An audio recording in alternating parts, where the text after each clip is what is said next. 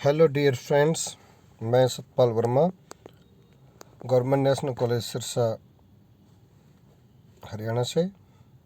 आज हम डिस्कस करेंगे summary of the responsibility of young man.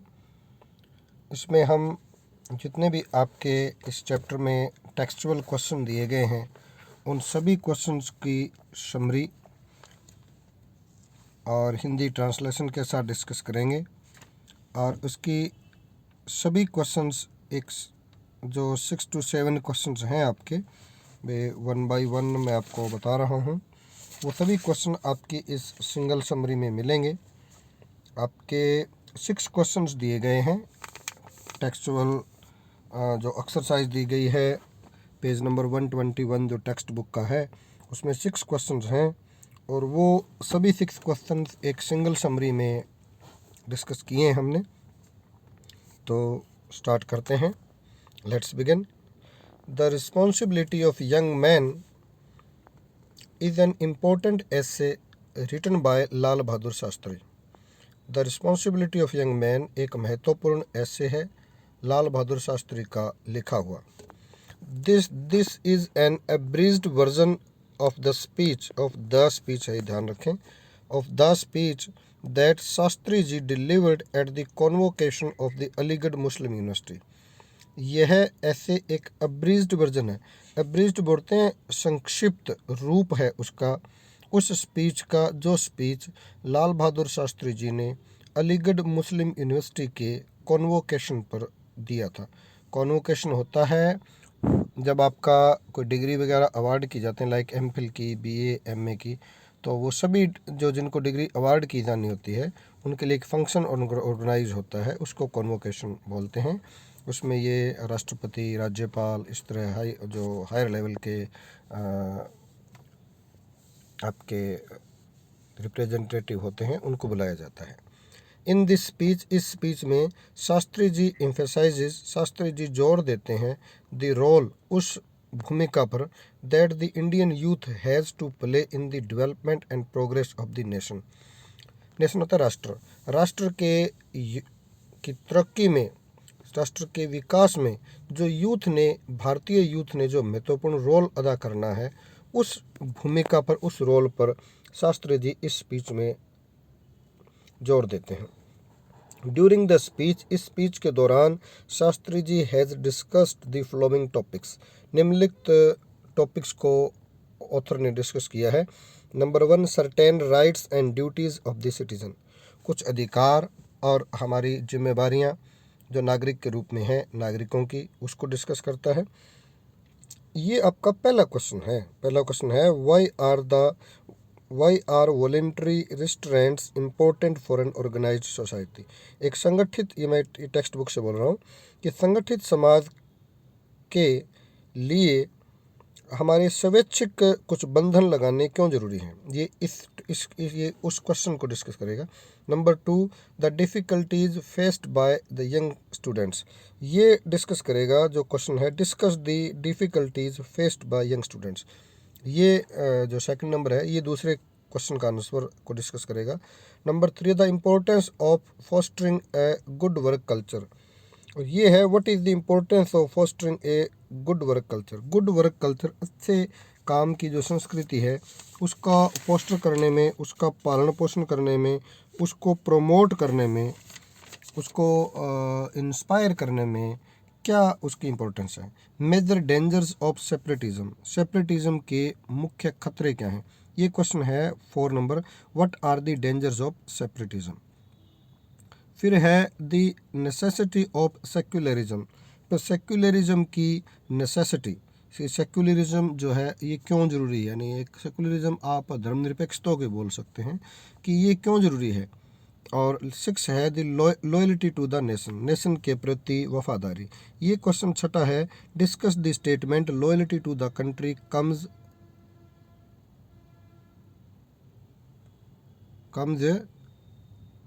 ahead of all, yes, okay, comes ahead of all other loyalties, कि सभी तरह की लॉयल्टीज से, सभी तरह की वफादारियों से पहले देश के प्रति वफादारी है, इसको डिस्कस करें। तो ये 6 क्वेश्चन आपके कवर हैं। अब हम समरी पढ़ने जा रहे हैं। शास्त्री जी सेज दैट ये ऊपर वाले भी समरी है, ये पहले ये फर्स्ट पैरा रहेगा, ये यहाँ से लेकर सॉरी ऊपर से रिस्पॉन्सिबल यंग मैन से लेकर और 6 के बाद जो है यहाँ तक। शास्त्री जी सेज दैट, ये सेकंड पैरा है, Shastri ji says that our citizenship gives a certain rights, कि हमारी नागरिकता जो है वो हमें कुछ अधिकार प्रदान करती है। These rights are guaranteed by our constitution, ये जो अधिकार हैं इनकी गारंटी, इनकी रक्षा की गई, इनकी गारंटी दी गई है हमारे संविधान के द्वारा। But we have certain duties and responsibilities also, परंतु इसके साथ साथ हमारे कुछ फ़र्ज हैं, हमारे कुछ जिम्मेवारियां भी हैं।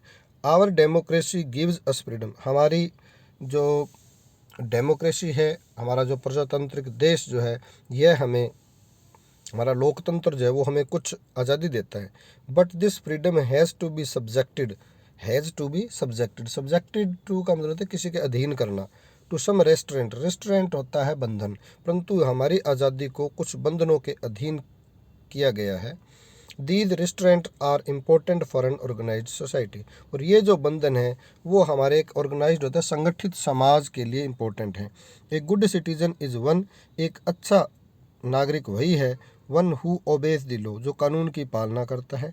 ही टेक्स डिलाइट, उसे मज़ा आता है, in performing the civic duties, उसे अपने नागरिक होने के संबंधी, समाज से संबंधित जो ड्यूटीज़ हैं उसको अदा करने में उसको मज़ा आए। He has the sense of self restraint and self discipline, उसमें सेंस होती है, उसमें चीज़ की भावना होती है, उसमें चीज़ की तमीज़ होती है। कौन सी? सेल्फ रेस्ट्रेंट, आत्म नियंत्रण, खुद को बंधन में बांधने की, और डिसिप्लिन, और खुद को अनुशासन में रखने की। एक अच्छे सिटीजन में इस चीज़ की सेंस होती है। आगे further the author talks about, आगे नेक्स्ट पर आए, further the author talks about the difficulties faced by young students, आगे ऑथर बात करता है उन डिफ़िकल्टीज़ की, उन परेशानियों की, उन तकलीफ़ों की जिनको यंग स्टूडेंट्स के द्वारा फेस किया जाता है। इन द पास्ट, पास्ट में there used to be a personal contact between the teacher and the student, पुराने समय में क्या होता था, टीचर और स्टूडेंट के बीच में एक पर्सनल कॉन्टैक्ट होता था। But now the number of students have grown very much, परंतु आजकल बच्चों की संख्या बहुत ज़्यादा हो चुकी है। सो इसलिए there is no personal contact between the teacher and the student, इसलिए आजकल बच्चे और स्टूडेंट के बीच में कोई क्लोज घनिष्ठ संबंध नहीं है। मोर ओवर, इसके अतिरिक्त ड्यू टू इकोनॉमिक स्ट्रेसेस, आर्थिक प्रेशर के कारण, आर्थिक आप कह सकते हो कि दिमाग पर जो स्ट्रेस है उसके कारण, बोझ के कारण, parents have no time, parents को कोई भी समय नहीं है, यानी समय नहीं है, to look after their children, अपने बच्चों की संभाल करने का समय नहीं है। एज ए रिजल्ट, इसका परिणाम क्या होता है, परिणाम स्वरूप students are left to their own resources, बच्चों को अपने खुद के संसाधनों पर, साधनों पर छोड़ दिया जाता है, पता है भटक जाते हैं वो। देयरफॉर, इसका इसीलिए students have to face a lot of problems and difficulties, इसलिए बच्चों को बहुत सारी प्रॉब्लम्स और डिफ़िकल्ट, बहुत सारी समस्याएं और तकलीफ़ों का सामना करना पड़ता है। नेक्स्ट पैरा है, अकॉर्डिंग टू शास्त्री जी, शास्त्री जी के अनुसार a good work culture is very important, एक अच्छे काम की संस्कृति बहुत ज़रूरी है। एवरी सिचुएशन और every station in life is important, ज़िंदगी का हर एक स्टेशन, यानी हर एक मंजिल, हर एक स्टेशन ज़िंदगी का, हर एक स्टेज बहुत ज़रूरी है। Work has its own dignity, काम की अपनी महिमा है।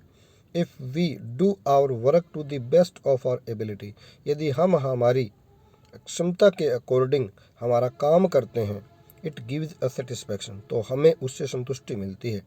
We should put our full devotion, हमें हमारा पूरा समर्पण और सिंसियरिटी और पूरी ईमानदारी को झोंक देना चाहिए इन आवर वर्क, हमारे काम में, यानी हमें हमारे काम को पूरी समर्पण और पूरी ईमानदारी के साथ करना चाहिए। It is a good approach, यह एक अच्छी अप्रोच है, एक अच्छा दृष्टिकोण है कह सकते हो। It also opens new possibilities for our advancement, यदि हम पूरी सिंसियरिटी के साथ काम करते हैं, ईमानदारी के साथ काम करते हैं, समर्पण के साथ काम करते हैं, तो इसके कारण क्या होता है, हमारी तरक्की की, एडवांसमेंट के नए नए पॉसिबिलिटीज़, नई संभावनाएं, नई अवेन्यूज़, नए फील्ड हमारे खुल जाते हैं। सो इसलिए we should not criticise other, हमें दूसरों की आलोचना नहीं करनी चाहिए, रादर इसकी बजाय we should look to ourselves, हमें हमारे खुद की तरफ झांकना चाहिए, हमें हमारे अंदर देखना चाहिए कि हमारे में कितनी कमियां हैं, हम दूसरों को क्रिटिसाइज करते हैं। एड्रेसिंग द यूथ, नौजवान पीढ़ी को संबोधित करते हुए द ऑथर सेज, ऑथर कहता है that loyalty to the country is more important than all other loyalties, कि देश के प्रति वफादारी सभी वफादारियों से इम्पोर्टेंट है। ये था ना क्वेश्चन कि loyalty to the country comes ahead of all other loyalties, ये उसका जवाब है। This is an absolute loyalty, यह सबसे हाई दर्जे की, सबसे ऊंचे दर्जे की वफादारी है। वी शुड नेवर थिंक, हमें ये कभी नहीं सोचना चाहिए what we get in return for loyalties, कि हम हमारे देश के प्रति वफादार रहते हैं उसके बदले हमें क्या मिलता है। मिलता क्या है, देश के प्रति हमारी रिस्पॉन्सिबिलिटीज़ हैं, हमें देश के प्रति वफादार होना चाहिए। अच्छी पानी, हवा, मिट्टी, ये तो मिल ही रहा है देश से। वी शुड रिमेंबर दैट, हमें सदा याद रखना चाहिए that the entire country is one, कि सारा देश एक है।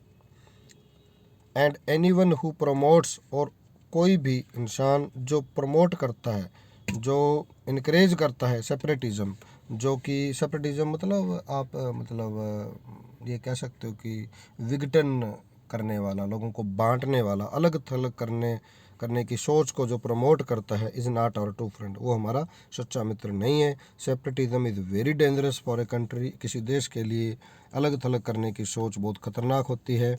This the country can not progress, कोई देश तरक्की नहीं कर सकता इफ़ देर आर फिशिफेरस टेंडेंसीज, फिशिफेरस होती है अलग थलग करने वाली विघटनकारी प्रवृत्तियाँ। यदि किसी देश में विघटनकारी प्रवृत्तियाँ हैं तो वो देश तरक्की नहीं कर सकता। We should not can encourage separatist tendencies, हमें अलग थलग करने वाली प्रवृत्तियों को इनकरेज नहीं करना चाहिए। देयरफॉर, इसीलिए we should keep in mind, हमें हमारे दिमाग में रखना चाहिए that loyalty to the country comes ahead of all other loyalties, कि किसी देश के प्रति वफादारी सभी वफादारियों से पहले होती है। A democratic country will be bright, ये क्या कह रहा है भाई, the future of the country is in a democratic country is sustained by the cooperative efforts of many, किसी डेमोक्रेटिक कंट्री को, प्रजातांत्रिक देश को तभी प्रजातांत्रिक देश के रूप में कायम रखा जा सकता है यदि बहुत सारे लोगों का कोऑपरेटिव एफर्ट्स हो, सहयोगात्मक कोशिश, बहुत सारे लोगों की, एक की नहीं। The future of the country is भी आएगा, is in the hands of the young people, ये इन से पहले इज आएगा। देश का भविष्य जो है वो is in the hands of young people, नौजवान लोगों के हाथों में है। इफ़ दे आर लॉयल, यदि वो नौजवान लोग वफादार हैं, वेल प्रिपेयर्ड, अच्छी तरह तैयार हैं, एज इंडिविजुअल, एक इंसान के रूप में, एंड एज सिटीजन्स, मतलब एक इंसानों के रूप में और नागरिकों दोनों के रूप में, यदि वेल प्रिपेयर्ड हैं, वेल ट्रेंड हैं, the future of the country, तो देश का फ्यूचर जो है वो विल बी ब्राइट इंडीड, तो वास्तव में, इंडीड होता है वास्तव में, देश का भविष्य सुनहरी होगा। शास्त्री जी यूजिज अर्जिज का मतलब एक प्रकार से एडवाइस देता है, ही advises the youth of the country to play their role with confidence, कि नौजवान पीढ़ी को अपना रोल बड़ी वफादारी के साथ, बड़ी कॉन्फिडेंस के साथ निभाना है। Our position with regard to secularism is well known, secularism, कि हमारा देश जो है वो एक धर्मनिरपेक्ष देश है, ये कह सकते हो, वो कहता है, इस बारे में सबको पता है कि हिंदुस्तान किस तरह का धर्मनिरपेक्ष देश है। ये किसी के धर्म जाति के आधार पर किसी में कोई भी दखल नहीं देता। It is embedded in our constitution, ये चीज़ हमारे कॉन्स्टिट्यूशन में स्थापित है, ठीक है ना, ये इस्टेब्लिश्ड है, ये हमारे संविधान के अंदर, कि हमारा देश एक सेक्युलर कंट्री है। सेक्युलरिज्म का मतलब है that there is an equal respect for all religion, सभी धर्मों के लिए एक सम्मान है, सब धर्मों का सम्मान होता है, आदर होता है। There are equal opportunities for all citizen, देश के सभी नागरिकों के लिए एक समान अवसर दिए जाते हैं। देयर इज़ नो डिस्क्रिमिनेशन होता है भेदभाव, on the basis of caste, colour, creed, religion और फेथ, किसी से भी धर्म के आधार पर, जाति के आधार पर, कलर के आधार पर, और क्रीड होता है विश्वास के, फेथ के आधार पर, धर्म के आधार पर, किसी भी तरह का कोई भी किसी धार्मिक संप्रदाय किसी को मानता है, कोई भेदभाव नहीं होता। अकॉर्डिंग टू द ऑथर के अनुसार, it is in the field of education, कि शिक्षा के क्षेत्र में ये है कि क्या, that the seeds of secularism has to be sown at the earliest stage, कि शुरुआती जो स्टेज होती है ना, उसमें शिक्षा के फील्ड के माध्यम से हम धर्मनिरपेक्षता के, सेक्युलरिज्म के बीज को बो सकते हैं। ओनली देन, और जब यदि बचपन में बो देंगे तभी हम द प्लांट ऑफ सेक्युलरिज्म, तो सेक्युलरिज्म का जो पेड़ है, कैन बी नर्चर्ड, नर्चर्ड होता है उसका पालन पोषण करना, केयरफुली एज इट ग्रोज, जैसे वो पेड़ बड़ा होगा उसका अच्छी तरह लालन पालन करो, पालन पोषण, उसकी देखभाल अच्छे से कर सकते हैं। तो ये आपके थे, ये लास्ट में लाइंस हैं। द अबव डिस्कशन शोज, ऊपर का जिक्र, ऊपर का वर्णन, ऊपर की बहस ये दर्शाता है that it is a very impressive and motivating speech, कि ऐसे में जो स्पीच दे रखी है वो बड़ी इम्प्रेसिव, प्रभावशाली है और बड़ी मोटिवेट करने वाले। हियर इन, इसी स्पीच के अंदर या इस ऐसे के अंदर, the author puts great emphasis on the role of youth in the development and progress of the country. इस स्पीच के माध्यम से या इस आपके ऐसे के माध्यम से ऑथर ने पुट्स ग्रेट एम्फेसिस, बहुत ज़्यादा जोर दिया है, on the role of the youth, नौजवानों के योगदान पर, in the development and progress of the country, कि देश के विकास में, देश की तरक्की में उनका क्या योग है, क्या योगदान है, उस पर ऑथर ने बहुत ज़्यादा जोर दिया है। तो प्रिय विद्यार्थियों, इसमें आपके सभी 6 के 6 क्वेश्चन कवर हो चुके हैं। तो इस चैप्टर पर आपको और कोई क्वेश्चन, बड़ा क्वेश्चन याद करने की ज़रूरत नहीं है। 6 हैं, 6 में से आएंगे और छोटे क्वेश्चन भी बहुत सारे कवर होंगे। आप खुद इसमें टैली कर सकते हो, उनको मिला सकते हो। तो और मेरी कोशिश है कि इसका जो पूरा समरी जो है नोट्स रूप में आपको इसके डिस्क्रिप्शन बॉक्स में डाल दी जाए, आप चेक कर लेना, डेफिनेटली उसमें डल जाएगी। और वीडियो देखने के लिए थैंक यू वेरी मच। आपको समझ आ गया होगा, आप इसको याद कर सकते हो। Thank you very much, all the best.